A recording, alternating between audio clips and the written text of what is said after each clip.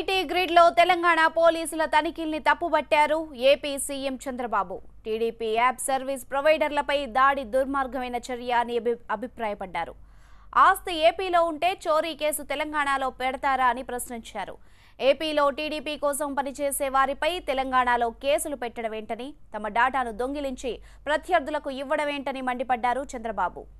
ఏపీలో కేసులు పెడితే ప్రజల్లో వ్యతిరేకత వస్తుందన్న భయంతో తెలంగాణలో కేసులు పెడుతున్నారని అన్నారు. ఈ డేటా పార్టీ 24 ఏళ్ల కష్టార్జితం అన్న చంద్రబాబు తమ ప్రత్యర్థులకిస్తే కఠిన చర్యలుంటాయని హెచ్చరించారు. ఇక డేటా చోరీ కేసుపై మరోసారి స్పందించారు మంత్రి లోకేష్. ట్విట్టర్ ద్వారా విమర్శలు చేశారు. హైకోర్టు సాక్షిగా దొరగారి దొంగతనం బయటపడిందని, తెల్ల కాగితంపై వీఆర్ఓ సంతకాలతో అడ్డంగా దొరికిపోయారని అన్నారు.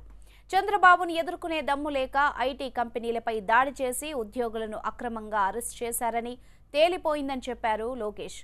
తమ డాటా దొంగిలించి హైదరాబాద్ బ్రాండ్ను దెబ్బతీశారని విమర్శించారు.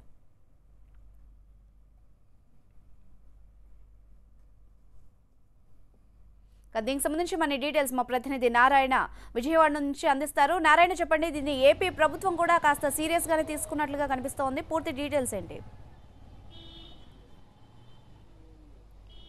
మొత్తం మీద డేటా చోరీ వ్యవహారం ఈ ఆంధ్రప్రదేశ్ తెలంగాణ ప్రభుత్వాల మధ్య మరొకసారి వివాదం రాజేసింది.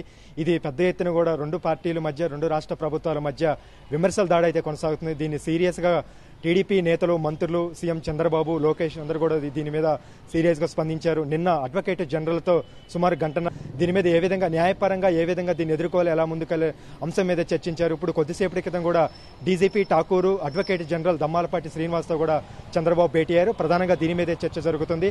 ఆంధ్రప్రదేశ్కు సంబంధించినటువంటి ఆస్తి ఇది. ఆస్తి మాత్రం ఆంధ్రప్రదేశ్లో ఉంటే తెలంగాణలో ఉన్నటువంటి ప్రభుత్వం కానీ, పోలీసులు కానీ అక్కడ ఏ విధంగా కేసు నమోదు చేస్తారని ఆయన ఆగ్రహం వ్యక్తం చేశారు.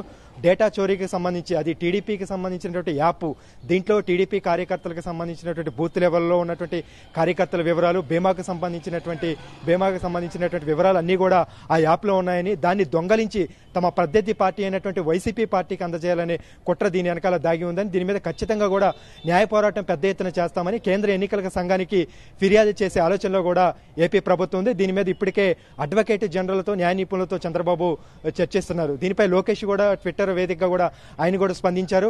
ముఖ్యంగా హైకోర్టు సాక్షిగా కూడా ఇప్పుడు వీళ్ళంతా కూడా ముగ్గురు మోడీలు కూడా, అంటే కేసీఆర్, జగన్, మోడీ ముగ్గురు కూడా ఒకటే ఏపీ ప్రభుత్వం అంటే చంద్రబాబును ఒక్కడిని ఎదుర్కోలేక వీళ్ళందరూ ఈ విధంగా కుట్ర రాజకీయాలకు తెరలేపారని ఆయన ఆరోపించడం జరిగింది. రిటర్న్ గిఫ్ట్ అంటే కేసీఆర్ కానీ, టీఆర్ఎస్ నేతలు కానీ ఇక్కడికి వచ్చి జగన్ తరపున ప్రచారం చేస్తారని అనుకున్నాం, కానీ ఈ విధంగా డేటా చోరీ చేసి తమ ప్రత్యర్థి పార్టీకి ఈ విధంగా సహకరిస్తారని అనుకోలేదని ఆయన ట్విట్టర్ వేదిక కూడా విమర్శించారు. మొత్తం మీద వ్యవహారం టీడీపీ నేతలు కావచ్చు, మంత్రులు కూడా రేపు అంటే బుధవారం నుంచి రాష్ట్ర వ్యాప్తంగా నిరసన కార్యక్రమాలు చేయాలని చంద్రబాబు నాయుడు పిలుపునిచ్చారు. కేంద్ర ఎన్నికల సంఘానికి కూడా ఆధారాలతో సహా ఫిర్యాదు చేయాలని ఇప్పటికే నిర్ణయించారు. దాని మీద ఏ విధంగా ముందుకెళ్లాలని దాని మీద ఇప్పటికే అడ్వకేట్ జనరల్తో పాటు న్యాయ నిపుణులు, డీజీపీతో కూడా ఆయన చర్చిస్తున్నారు. ముఖ్యంగా తెలంగాణకు సంబంధించినటువంటి పోలీసులు, తెలంగాణ ప్రభుత్వం ఏ విధంగా జోక్యం చేసుకుంటుందనేది, ఈ జోక్యం చేసుకోవటాన్ని వాళ్ళంతా కూడా తప్పుపడుతున్నారు.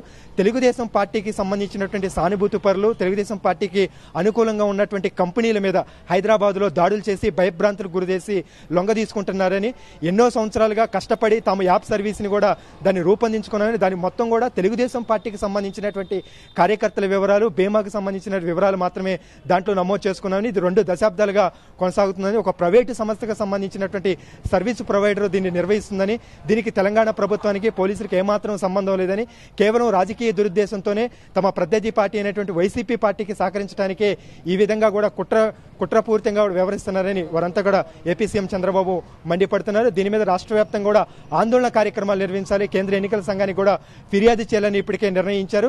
దీంట్లో భాగంగా మరోవైపు ఓట్ల తొలగింపు వ్యవహారం మీద కూడా రాష్ట్ర వ్యాప్తంగా కూడా ఇప్పటికే వైసీపీ, తెలుగుదేశం పార్టీ పోటాపోటీగా పరస్పరం ఆరోపణలు, ఫిర్యాదులు చేసుకున్నటువంటి నేపథ్యంలో రాష్ట్ర ఎన్నికల కమిషన్ కూడా సీరియస్గా స్పందించింది. నిన్న ఒక్కరోజే రాష్ట్ర వ్యాప్తంగా 45 కేసులు నమోదు చేయడం జరిగింది. అంటే రహస్యంగా మీ సేవా కేంద్రాల ద్వారా ఫామ్ 7ని కూడా నింపి కొంతమంది అంటే టీడీపీ సానుభూతి పరులు ఓట్లు కూడా రాష్ట్ర వ్యాప్తంగా తొలగిస్తున్నారని, దాదాపుగా రాష్ట్ర వ్యాప్తంగా 8 లక్షల ఓట్లు టీడీపీకి సంబంధించినటువంటి ఓట్లు తొలగించడానికి పెద్ద ఎత్తున కుట్రకి పాల్పడుతున్నారని ఒక్కొక్క బూత్ నుంచి 40 నుంచి 50 మంది టీడీపీకి సంబంధించిన అనుకూలంగా ఉన్నటువంటి ఓట్లు సానుభూతి పూర్లు ఓట్లు తొలగించడానికి పెద్ద ఎత్తున కుట్రకు తెరలేపారని దీంతో ఆధారాలు సహా ముఖ్యంగా గుంటూరు జిల్లా పొన్నూరు అనంతపురం కొన్ని నియోజకవర్గాలలో మొదట 2-3 నియోజకవర్గాల్లో గుర్తించినటువంటి తెలుగుదేశం ఇప్పుడు రాష్ట్ర వ్యాప్తంగా దాదాపుగా 175 నియోజకవర్గాల్లో మొత్తం మీద ఒక 8 లక్షలకు పైగా ఓట్లు తొలగించడానికి వైసీపీ కుట్ర పన్నిందని తెలుగుదేశం నేతలు ఆరోపిస్తున్నారు. దీన్ని ఆధారాలతో సహా కేంద్ర ఎన్నికల కమిషన్కి ఫిర్యాదు చేస్తామని ఎల్లుండి నుంచి రాష్ట్ర వ్యాప్తంగా కూడా ఓట్ల తొలగింపు వ్యవహారం డేటా చోరీ వ్యవహారం మీద వీటి మీద కూడా రాష్ట్ర వ్యాప్తంగా ఆందోళనలు చేయాలని కూడా చంద్రబాబు నాయుడు పిలుపునిచ్చారు. Right Narayana, thank you. మొత్తంగా ఐటీ గ్రిడ్ వ్యవహారం చిలికి గానివాన్లా మారుతోంది. 2 రాష్ట్రాల మధ్య కూడా మాటల యుద్ధం నడుస్తోంది.